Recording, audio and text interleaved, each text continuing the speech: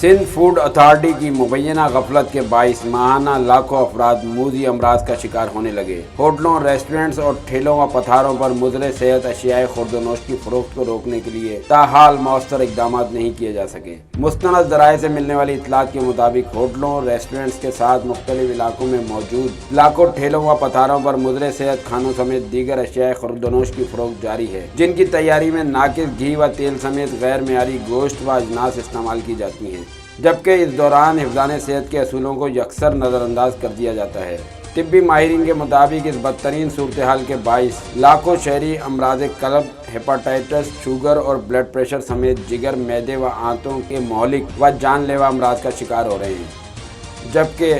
متاثرین کی تعداد میں ہر ماہ مزید اضافہ ہوتا جا رہا ہے۔ دوسری جانب اس کے سدباب کے لیے خطیر رقم مختص کر کے قائم کی جانے والی سندھ فوڈ اتھارٹی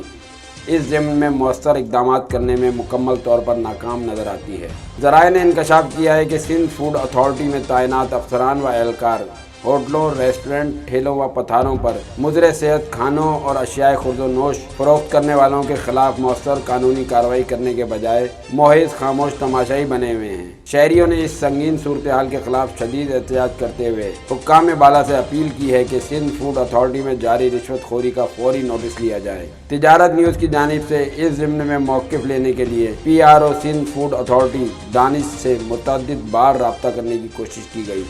تاہم انہوں نے اس سلسلے میں گفتگو کرنے سے گریز اختیار کیا۔